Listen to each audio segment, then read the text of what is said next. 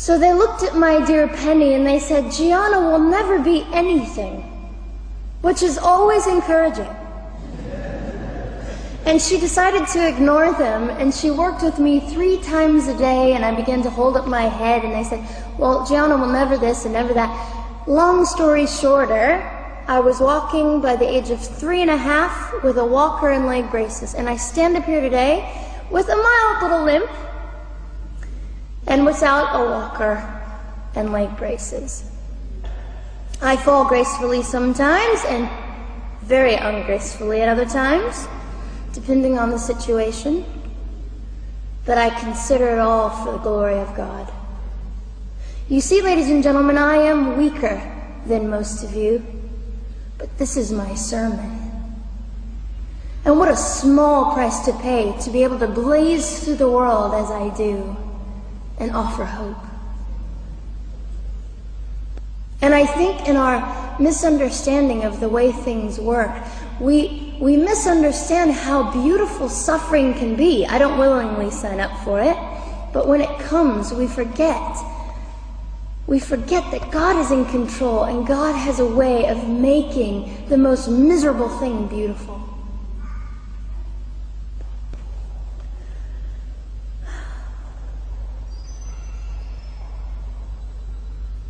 I have met my biological mother. I have forgiven my biological mother. I am a Christian.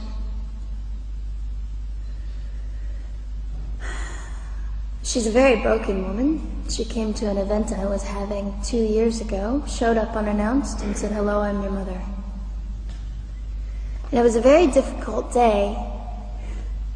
And yet, while I was enduring all of this, you'll probably think I'm silly, but I was sitting there and I was thinking, I don't belong to you. I belong to Christ.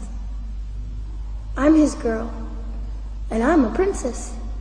So no matter what you say, in all your anger and brokenness and rage, it's not mine to keep. It's not mine to carry, and I won't. I was saying all this inside.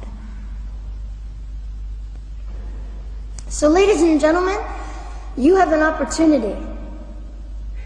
But for just a brief moment, I would like to speak directly to the men in this room and do something that is never done.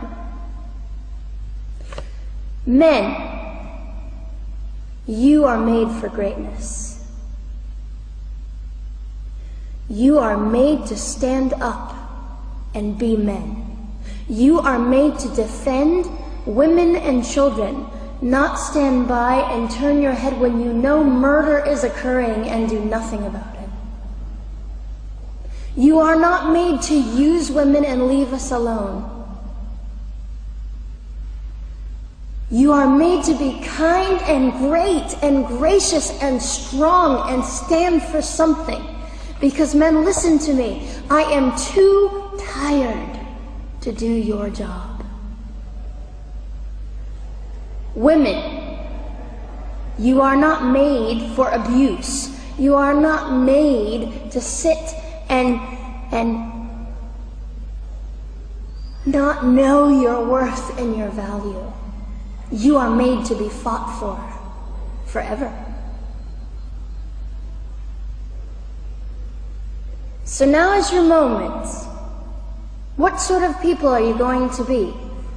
I trust incredible. I trust, men, you will rise to the occasion. To the politicians listening, particularly to the men, I would say this: you are made for greatness, set your politics aside. You are made to defend what is right and good. This fiery young girl will stand here and say, now's your moment. What sort of man do you want to be? A man obsessed with your own glory, or a man obsessed with the glory of God?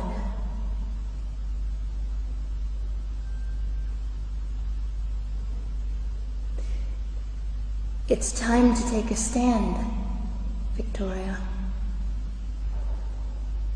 This is your hour. God will assist you. God will be with you. You have the opportunity to glorify and honor God in 2008. I'll just end with this. Some of you might be slightly annoyed that all I keep doing is talking about God and Jesus. But how on earth can I walk about limping through this world and not give all my heart and mind and soul and strength to the Christ who gave me life? So if you think I'm a fool, it's just another jewel in my crown.